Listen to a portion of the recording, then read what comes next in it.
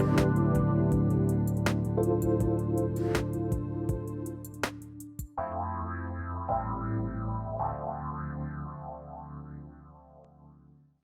my name is Craig Richardson, and welcome to Mind to Heart.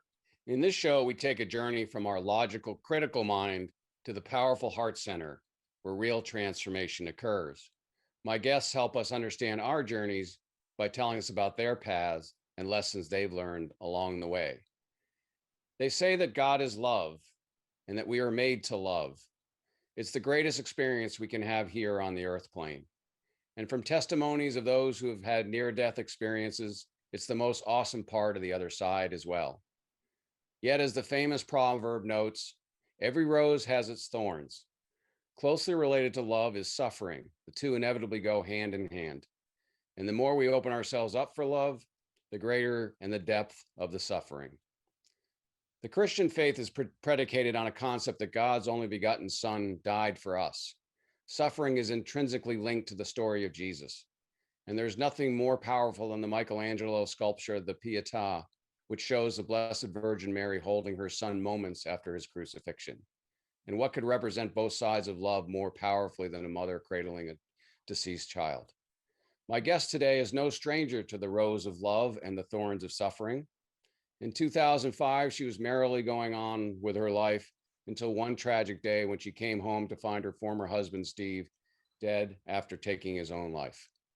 It sent her into a spiral, and she experienced PTSD as a result. She used the experience, however, to turn her life around, to discover a wonderful spiritual awakening, and to begin to help others who face similar traumas. She became an author and a grief coach, and has helped countless people endure the loss of loved ones. And again, things were going well until September 2019, when her second husband, Jerry, died unexpectedly. She had to rely heavily on her own grief strategies to once again make it through. Here to share her experiences and to talk to us about love, grief, and overcoming loss is my guest, Robin Chodak.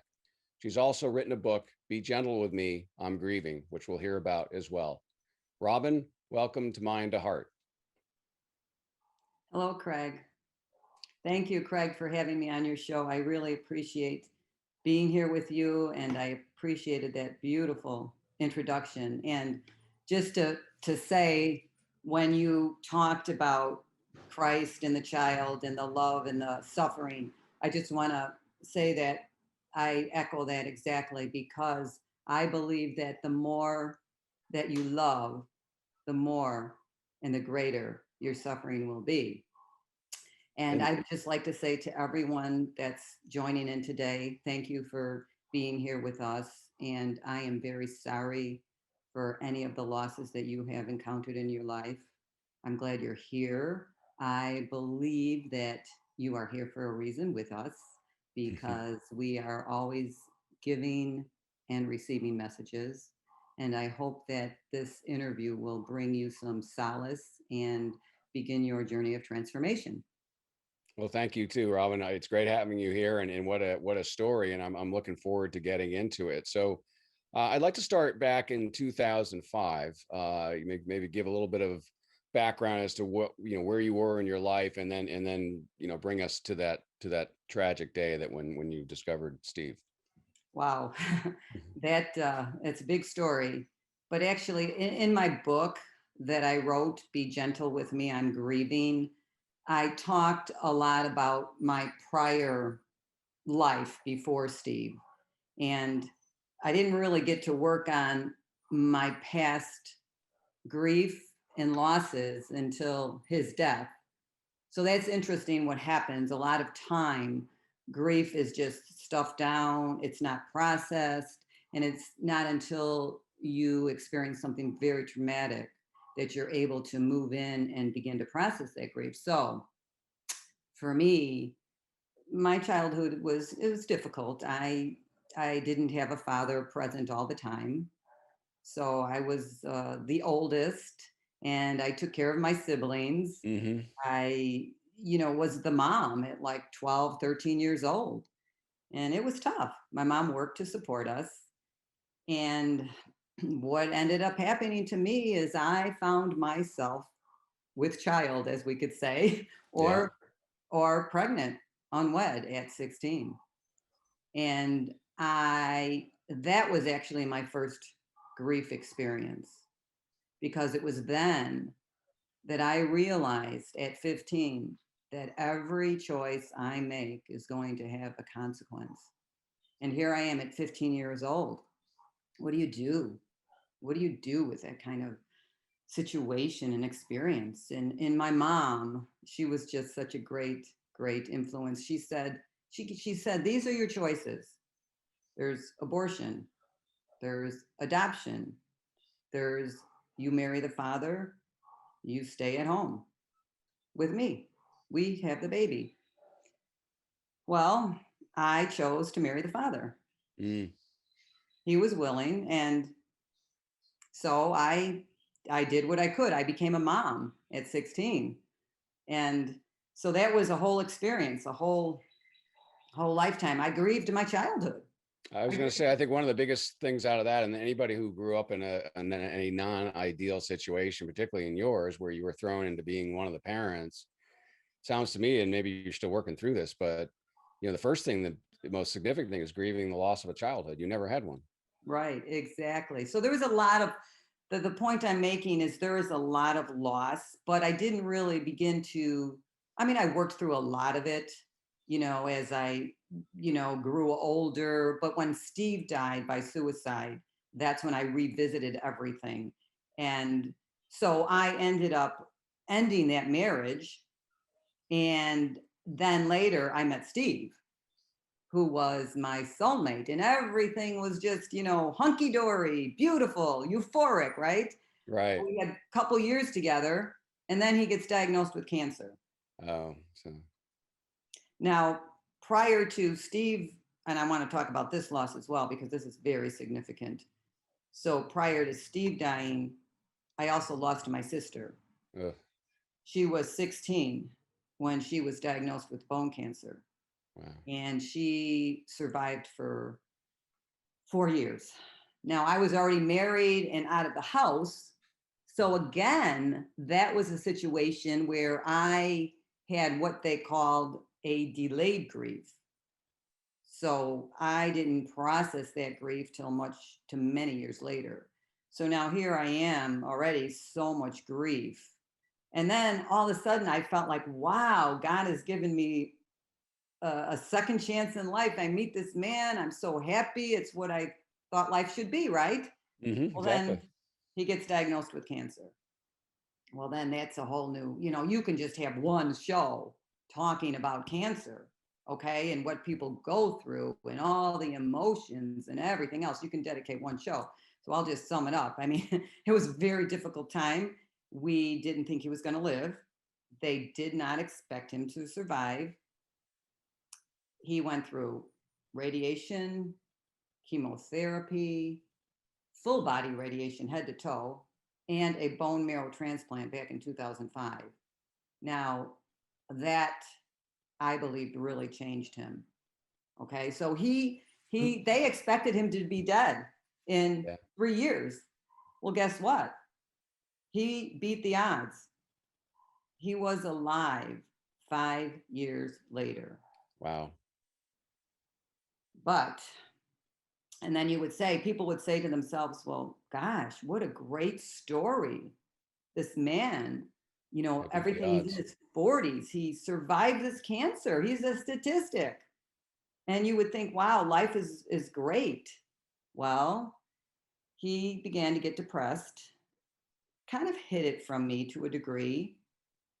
I believe that a lot of it had to do with the therapies. I mean, I don't know. I'll never know. We will never know. That's part of the process. That's acceptance of why he did what he did. So after, 4 years after the treatment, he's still alive. He started the treatment in 1999, still alive in 2005, wasn't able to work. He was on permanent disability. He was in a psychotherapy program. He had just started it 3 weeks before he died. He Wasn't feeling good one day. I noticed changes in him. I got very worried. He was pacing around, very, very worried about him. I called my primary care back then.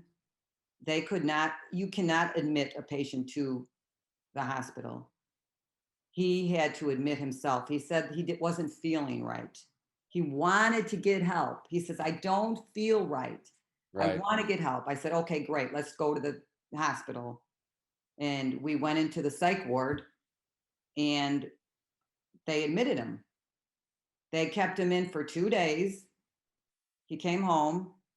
2 weeks later, he had killed himself. And I was the one to find him in our basement. I immediately fell into a state of shock. I don't even know how I actually crawled up the basement stairs and hung out my door like a marionette doll until, and couldn't even, the voice, I couldn't even get the words out. And if anybody has been through this experience, they know what I'm talking about. Your whole body, your mind, everything goes into the state of shock, and you almost black out.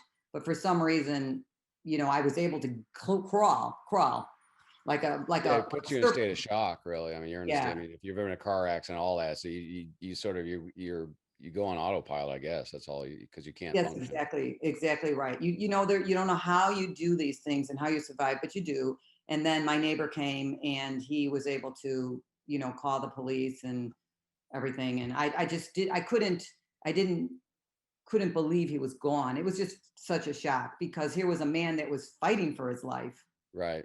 And so there's so many, this is considered a complicated grief. I don't know if you know this. There are at least right now we have defined like 17 different types of grief.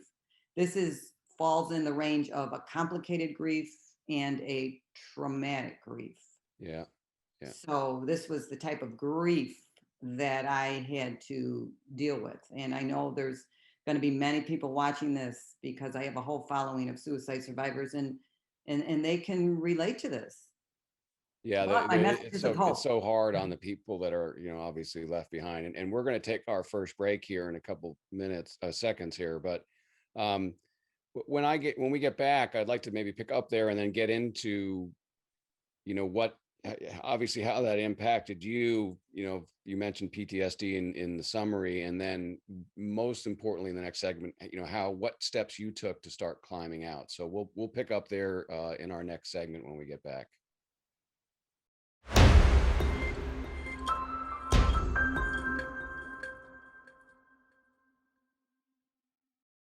Hi, welcome back to Mind to Heart with your host, Craig Richardson. And I'm delighted to have my guest, Robin Chodak, here, who is telling us a lot about her grief and her tragedies growing up. It seems to really have defined part of who she is. And she just discussed prior to the break how she discovered her former husband, Steve, when he had committed suicide. So, Robin, I'd like to pick up sort of in the aftermath of that. You know, you mentioned specifically the day you found him, but talk to us about you mentioned the PTSD. I mean, talk to us sort of what occurred and then how you kind of crawled out of that. Yeah.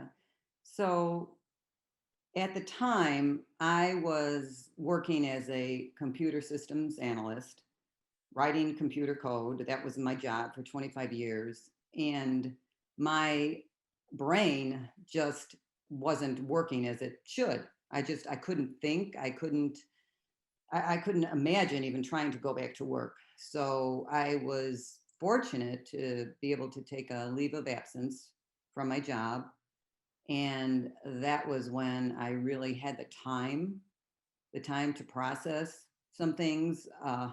And I went through the typical, the Kubler-Ross steps that we call them. The Are those the anger. 5 steps or whatever they're called? Yes, the 5 steps. The anger, the denial. Actually, those steps were written for the person dying.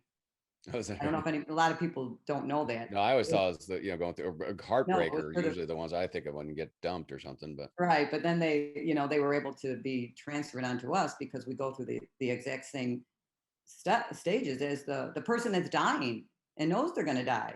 they go through those steps, the Oh, anger, wow. the denial, the depression, and then finally the acceptance. And so that's what I had to do. I had to work through that. And I just remember, I mean, the pivotal time was I struggled a lot with my faith and my belief system because Steve and I were very active in our church. We had this belief system, and I felt that the church, they looked down upon this then. Things have changed, but it was as if they viewed that Steve would not go to that place that we call heaven. Okay. Because he committed suicide. Because he took his own life, and the church doesn't agree with that idea. Right. So that was very hard for me because here I was this woman of faith, and Steve believed in God, I believed in God, we believe in the afterlife. And I'm thinking, I can't embrace this idea. Steve is not going to this place called hell. I mean, he was Right. more like Jesus than most people. Yeah. So that was the beginning. I had to begin to challenge my belief systems. And that was the key, because they weren't serving me anymore. That thought of him just burning in hell was making my life worse. It wasn't helping my recovery. So as you move, you want to be moving in a way that you're helping your recovery, not things that are dragging you down. So I just remember I would walk every day. I would walk, I walk, I walk. I felt like, what was that movie with the guy walking all the time? Well, Forrest Gump ran. He Yes. ran for Oh, right. three. Forrest Gump. Right. Right. When Exactly. Jenny, he lost Jenny, or she left or whatever. He ran for 3 years or something. Yes, exactly. Well, I was like, I wasn't running, but I was walking. I would walk 6 miles a day. I actually walked to Steve's grave, three Wow. miles, and I'd sit there, I'd talk to him, I'd yell at him, I'd laugh with him, I'd cry with him. And then Wow. I'd walk 3 miles home.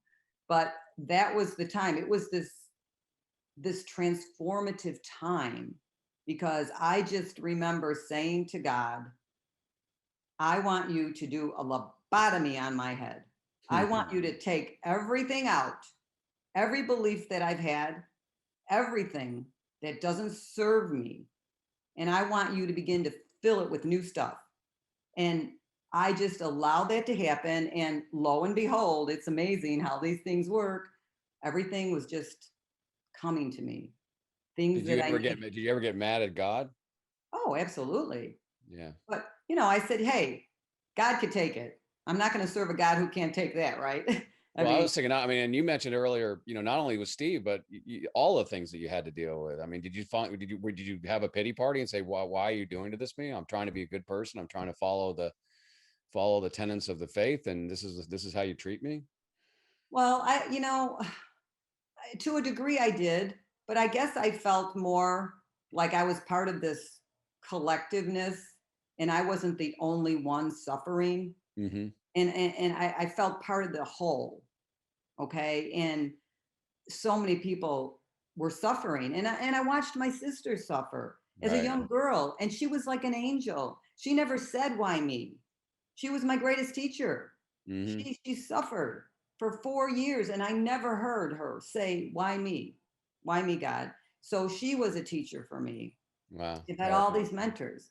And like I said, there was so much suffering, and I wasn't going to single myself out like this is the worst, because everybody else suffered as well. And I felt like we just needed to join together to try to help one another. And Well, and I do think too, as I talked in the intro, that when you clear away sort of the church hierarchy, that is ultimately the message of Jesus on the cross. I mean, you talk about somebody who, I mean, that's always been intricately linked to, that faith in others, is that this concept of suffering, and for whatever reason, and maybe we can figure it out a little bit more when we get on the other side. It is, and as you experience in your life, it's where ultimately the transformations occur. Without that, you wouldn't have had the opening and awakening that you did. Right, right. So another belief. So again, like all these beliefs that I had, I'm talking religious, political, anything, any beliefs. They were all going down by the wayside, filling my mind and heart, okay, spirit with new. And one of the things that helped me begin to live my life again and realize that my life was worth living was a quote that I came across by Gottfried Leibniz, Hmm. German philosopher. And he said, to love is to delight in another person's happiness. Mm. And so I began to think about my beliefs about love. So we all have an idea about love. We can say, oh, it's a romantic love, it's a friendship love, it's an agape love, it's an a God love, it's an eternal love. And I thought, wait a minute, what do I believe about love? Mm. Well, I do believe it's eternal. It's an energy that doesn't die. So I said to myself, Steve and I had this amazing love on so many levels. So just because he is no longer in the physical, he's in the non physical, he would be delighted if I'm in love with life, Yeah. in love with myself, in love with my friends, in love with others. Okay. So this is delighting him because this is an energy, eternal energy of love. And so just coming to that realization myself, it just really changed me. Well, And I think that's pretty profound. I mean, I think as I described the other side of that, sort of the pity party, I think they're related in that when love becomes all about you, the feelings that you get and how, putting all your eggs in the basket of the other person in almost a codependent kind of thing, the flip side happens too when that's taken away and it sort of all becomes all about you. And I think what you discovered is that no, like you said, it's God is love, it is universal, and that's a difficult, that's having to tamp the ego down and actually get out into what is really what we're called to do. yes, yes. And my belief is, Steve, all my loved ones, okay, they're no longer here in the physical, but they're in the non-physical, and this non-physical exists. It's always here, it's always with us, but we're human, and we just live our life going about, kind of like you said earlier, on autopilot. And we live in the physical realm because we are physical beings. But when you begin to tap into this, like I have, you experience the non-physical in a new way. So I have a relationship with my deceased loved ones. Well, right now my current relationship is mostly with Jerry because he just passed less than, it's going to be 2 years. And so, this is the relationship. I mean, obviously I still have it with Steve, but now the one with Jerry is taking precedence because this is my most recent loss and my most recent love. But I have these relationships. They communicate. We communicate. We're always going to have them. This is the Right. energy I'm talking about. This is the energy of love. This is tapping into that non-physical reality.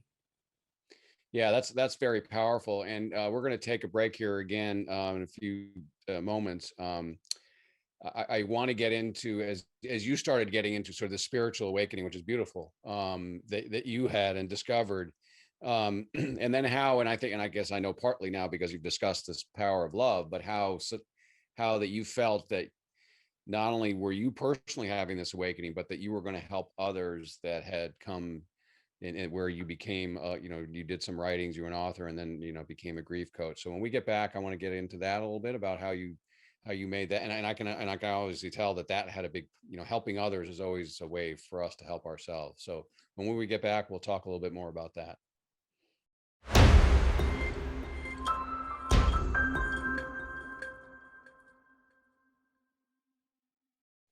Hi, welcome back to Mind to Heart with your host, Craig Richardson. And I'm delighted to again to have Robin Chodak here, who has regaled us with her stories of tragedy and hope. And I think those are the two that really go together and that can really define her life. She described beautifully how in her transformation she was able to open up and understand that love is universal, that it's not something personal, and that's really helped her along.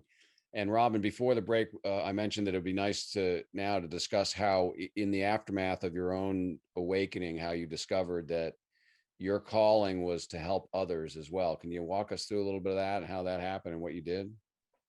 Yes, absolutely.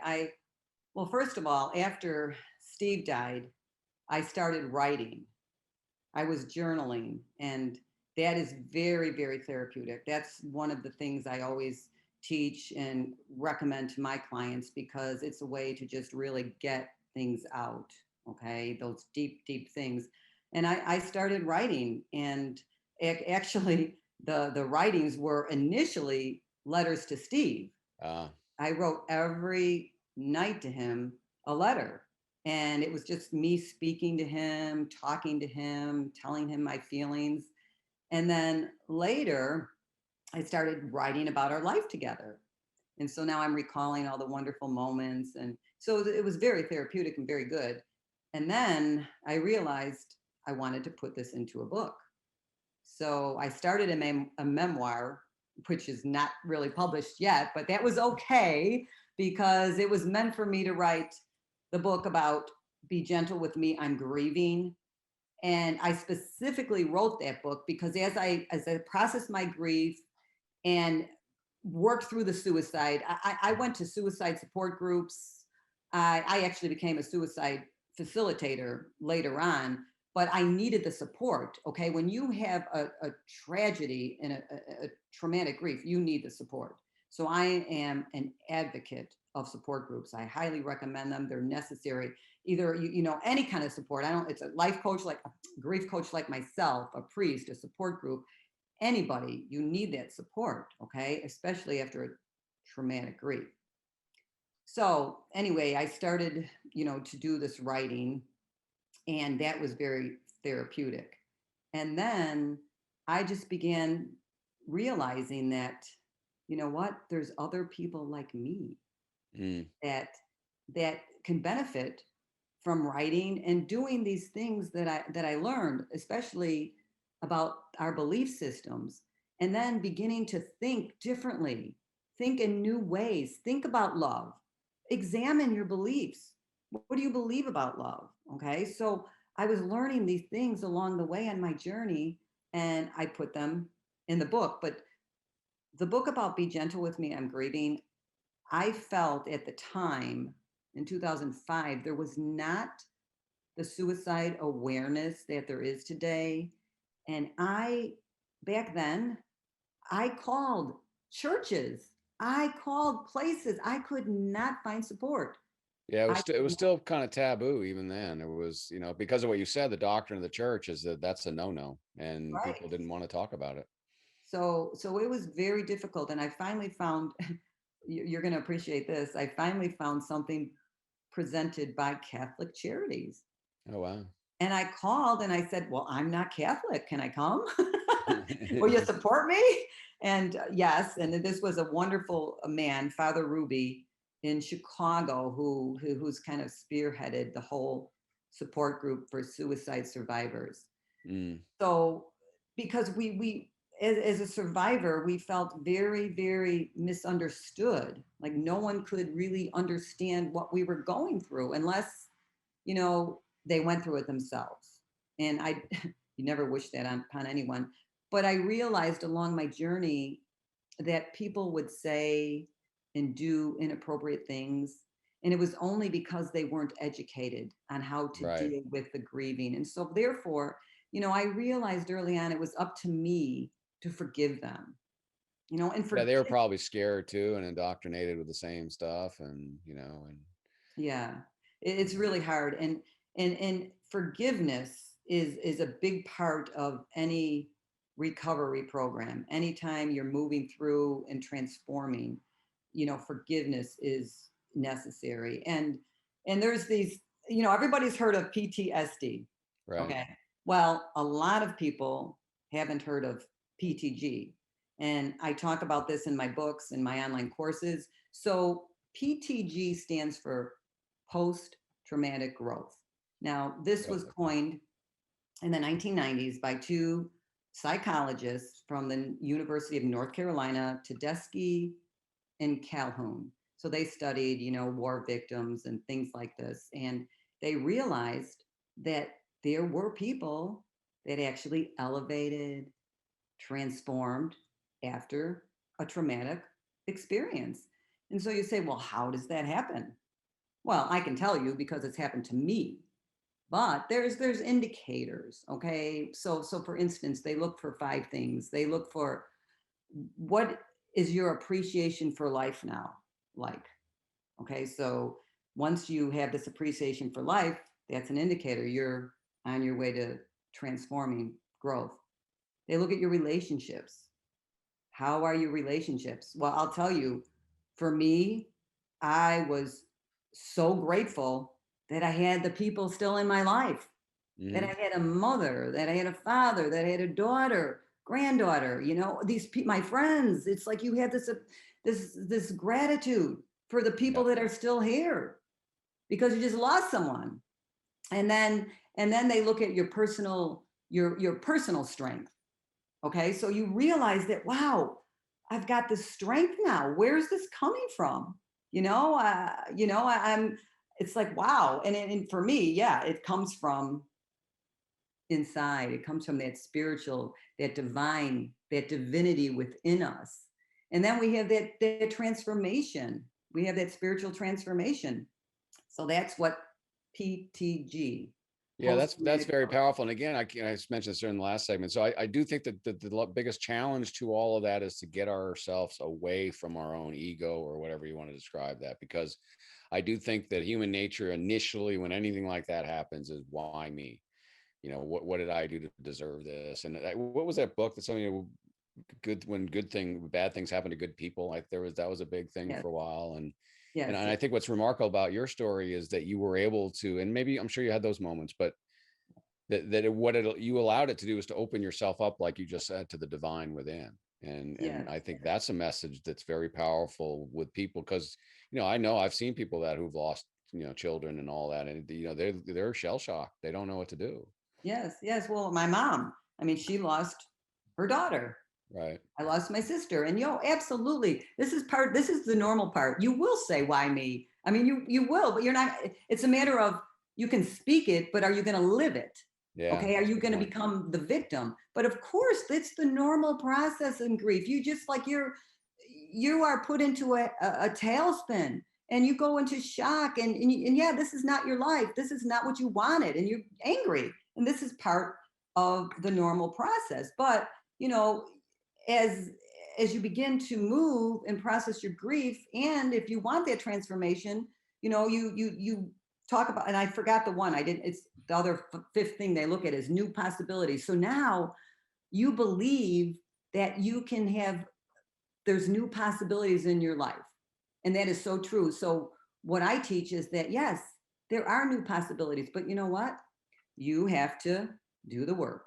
You have to go out there and begin to create your new identity. Okay. So now here I am again. And believe me, when my husband, Dr. Gerald Chodak, who was a doctor, died in our home, no signs of sickness. I said to God, I said, are you kidding me? Hmm. Didn't you you wanted you took two husbands from me, okay? I Well, mean, and what's this? a sister and a childhood, but Yes.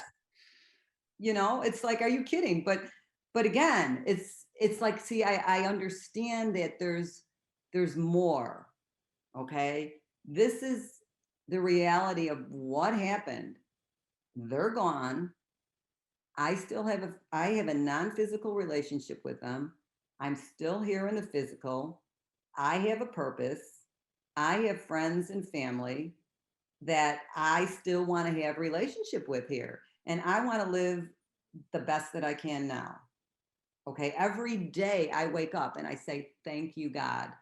I'm surrounded with nature. Nature is very healing. yeah, I'm it's a powerful. big advocate of that. And you have an attitude of gratitude, and you don't stay stuck. That's the whole problem. Okay. Grief yes, you need to grieve. We need to do that. And what I always say is you learn to integrate the pain into your life. The pain doesn't go away, but you integrate it into your life and you don't become the victim. And then there's going to be a lot of people like me who feel like, wow, I believe I've had this transformational growth. So guess what?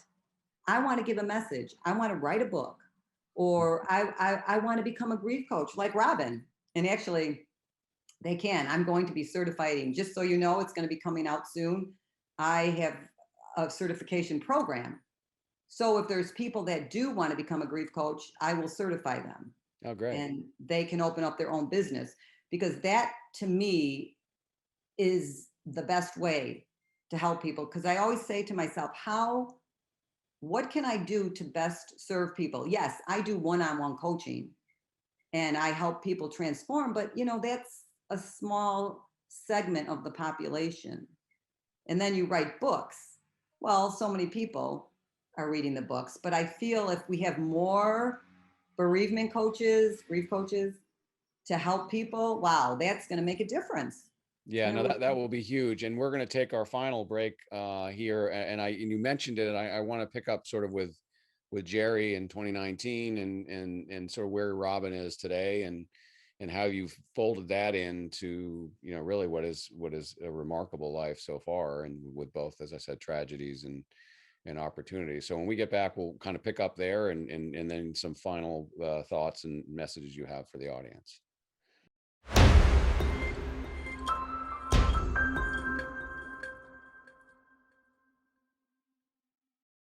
Hi, welcome back to Mind to Heart with your host, Craig Richardson.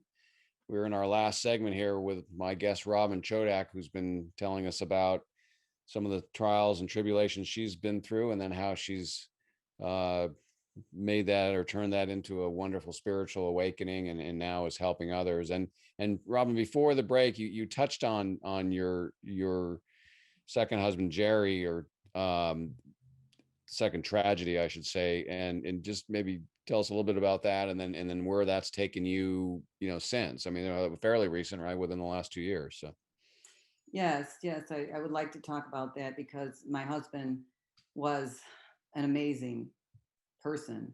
First of all, he was a doctor, he was a great doctor, and just an amazing human being. And one of the reasons is a lot of women, especially, they, when they're widowed, they oftentimes don't find partners again. And one of the reasons is because the person coming in doesn't hold space or reverence for their loss and their love. And Jerry was able to embrace that loss with me. So, and as a suicide survivor, sometimes you feel like damaged, like, oh my gosh, who is going to be able to deal with this and cope with this? Okay. You've lost your spouse or your mate by suicide, or your child. I mean, who's going to deal with that? But like I said, he was amazing and he supported me and he embraced me, and he really got to know Steve. oh wow. And it was interesting because I'm going to digress just a little here, because I'm very, very much into signs and symbols from our deceased loved ones. Sure. And after Steve died, I started seeing the numbers 1111. 1111. Okay. And I knew it was him communicating with me because he was a musician, a guitar Yeah. player. Yeah. And after he died, I could not listen to the radio at all. I couldn't listen to music because music was a big part of our lives. And then one day, a Beatles song came on, and he loved the Beatles. That was like Yeah. his favorite. And I listened to it. I couldn't believe I didn't turn it off. And I just felt this like presence in the room. And I'm looking around the room and listening to the song and surprised I'm not turning it off. And then when it finished, I looked at the clock and it was 11:11. Oh my gosh. And then I noticed it. Okay. I wasn't making a connection at the time, but I noticed it. And guess what? The next day, a Beatles song came on, and it happened again. And then every day since 2005, every single day, I've seen 11:11 on the clock. Every day, never missed a day, all Oh, these wow. years. And then I started telling my scientific husband, Dr. Chodak, about it, and he thought I was a little airy fairy. Well, guess what? He started seeing 11:11 every day. And to make the story very interesting, I can get in. There's an energy into numerology, and I Right. Sure. follow that. Yeah. And I didn't even realize until after Steve died that we married on 11/11. I mean, I didn't pay attention to the numbers. We just married on a Friday night in 1995. We married 11/11, 1995. So now when I met Jerry, my husband, and he's on this journey, this spiritual journey with me, and he's very cognizant of the numbers, and we're both seeing them. I said, you know what? We need to get married on 11/11/11. So I love it. now I have two, and this was really hard. The first anniversary. So my first wedding anniversary I had with two deceased husbands. Mm. So that was hard. But I guess in a way you can say you get it over in one day. You get the grief over in one Right. day. Yeah. You get Okay. the double whammy, but that's it Yeah. for, So it's always, I always try to find that positive spin because I'm yeah, all no, about that's reframing our a good way brains. to look at it. Yeah, you Absolutely. reframe the brain. But so numbers are very, very important to me. Now, since Jerry died, it was kind of weird because I wasn't seeing 11:11. And I was like, what's up with this? I just didn't understand it. Well, guess what? I started seeing 333. 333. And that's why I wrote the book, which I had written 3 years prior. I wrote it 3 years prior that he died. It was sitting on my computer. After he died, after Jerry died, I realized that I need to publish the book. And it was right during COVID. And it was called 3 3 Must Have Connections for Inner Peace. And so now I'm seeing 333. And if you study the meaning of the numbers 333, when you see that, it means that your higher masters, your Yeah. ascended beings are communicating with you and you're in the process of manifesting. So I see 333. I still see 11:11 again though.